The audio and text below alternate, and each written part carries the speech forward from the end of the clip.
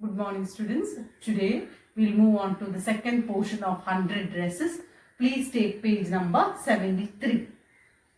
While the class was circling the room, the monitor from the principal's office brought Miss Mason a note. So while the class was going around, students were going around and monitoring the pictures, the monitor from the principal's office brought Miss Mason a note. Miss Mason is the teacher. Miss Mason read it several times and studied it thoroughly for a while. Then she clapped her hands. So she was reading it very carefully and she clapped her hands and told, "Attention please, class, everyone back to their seat." When the shuffling of feet had stopped and the room was still and quiet, Miss Mason said, "I have a letter from Vanda's father that I want to read to you." So she is telling that I'm having a letter from Vanda's father. I want it to be read to you. Miss Mason stood there a moment and the silence in the room grew tense and expectant. The teacher adjusted her glasses slowly and deliberately. Her manner indicated that what was coming. This letter from Vanda's father was a matter of great importance. So there was complete silence. The students thought that it was an important letter. Everybody listened closely as Miss Mason read the brief note. So everyone was listening carefully while Miss Mason was reading. "Dear teacher, my Vanda will not come to your school anymore." So it is written, "Dear teacher, my Vanda, my daughter Vanda will not be coming to your school." Jake also. Jake is Vanda's brother. "Now we move away to big city. No more hola polaka. No more ask why funny names." So no more making fun because we are moving to a big city. Plenty of funny names in the big city. There are many other names also in big city. So no one will be making fun of my Vanda. Yours truly, Jane Petrosky. A deep silence met the reading of this letter. Miss Mason took off her glasses, blew them on and wiped them with a soft white handkerchief. Then she put them on again and looked at the class. So it was complete silence when the letter was read and everyone was staring. But Miss Mason spoke softly. "I am sure that none of the boys and girls in room 13 would purposely and deliberately hurt anyone's feeling because his or her name happened to be long, unfamiliar one. So I am sure that no one will be making fun because his or her name was long or unfamiliar one. I prefer to think that was said in thoughtlessness." So I believe that what you have told is without thinking. I know that all of you feel the way I do, and this is a very unfortunate thing to have happened. Unfortunate and sad both. And I want you all to think about it. So it is a very bad and unfortunate thing that had happened. I want everyone to think about it. Miss Mason is telling. The first period was study period. Maddie tried to prepare her lessons, but she could not put her mind on work. So every first period was a study lesson and everyone was studying, and Maddie also tried to put her lessons, but she was not able to concentrate. She had a very sick feeling in the bottom of her stomach. True, she had not enjoyed listening to Peggy ask Vanda how many dresses she had in her closet. But she had said nothing. She had stood by silently. So Maddie was standing there silent. She didn't ask any question, but she was with Peggy while asking the question, "Vanda, how many dresses do you have?" Always making fun. But she had said nothing. She had stood by silently, and that was just as bad as what Peggy had done. Worse, she was a coward. At least Peggy hadn't considered they were being mean but she, Maddie, had thought that they were doing wrong. She could put herself in Vanda's shoes. So Maddie was thinking, if I was in place of Vanda, what will be my feelings? I will be feeling very bad. So she was thinking about herself. Goodness, wasn't there anything she could do? If only she could tell Vanda she hadn't mean to hurt her feelings. So she was feeling very bad. She wanted to tell Vanda that she didn't want to hurt her.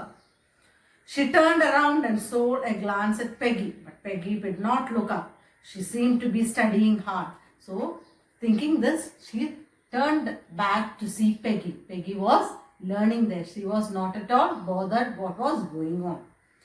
Well, whether Peggy felt bad or not, Maddie had to do something. She had to find Vanda Petrovsky.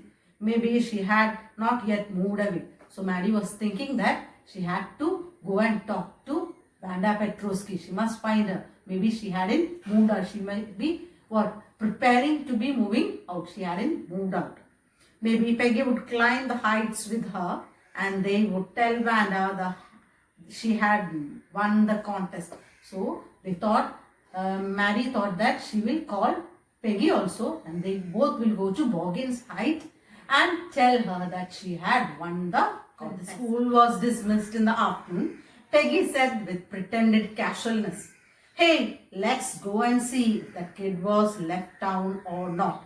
So Peggy is coming in asking Maddie, "Hey, let's go and find that kid." She was very casual. She didn't bothered her, but she's coming and telling Maddie that we'll go and find whether that kid has gone or not. So Peggy had the same idea, Maddie glowned. Peggy was really all right. The two girls hurried out of the building up the street towards Boggin Heights.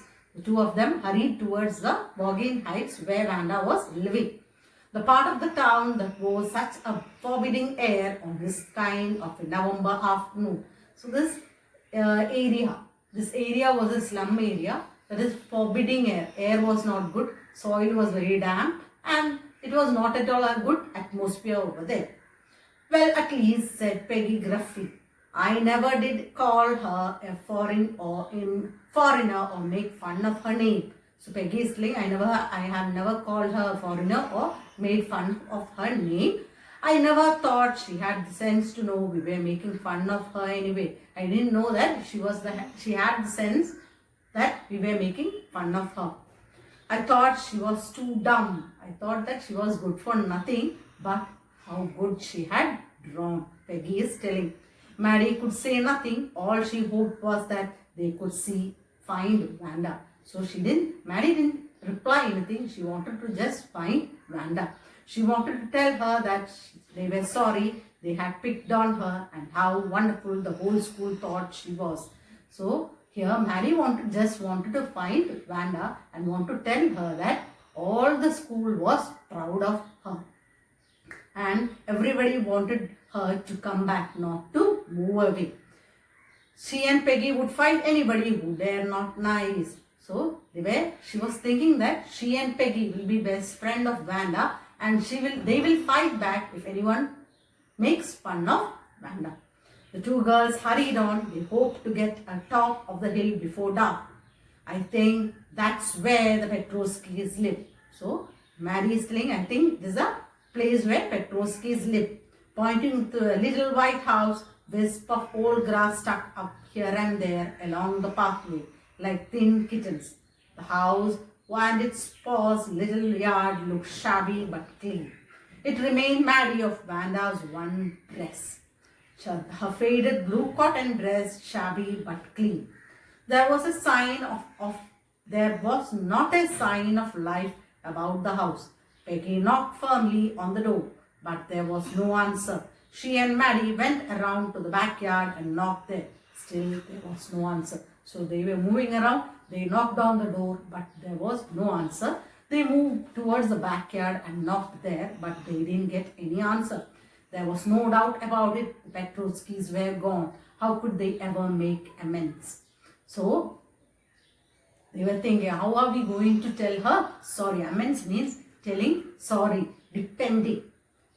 They turned slowly and made their way back down the hill. Well, anyway, said Peggy, she is gone now. So what can we do? Besides, when I was asking her about all her dresses, she probably was getting good idea of her drawing. She might not even have won the contest otherwise. So Peggy is telling, what can we do? She had moved on. But one thing is there, as I have asked her how many dresses she had got an idea. That's why she drew so beautiful dresses. That's why she had won the contest.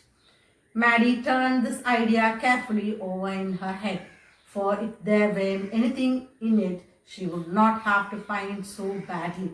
But that night she could not get to sleep.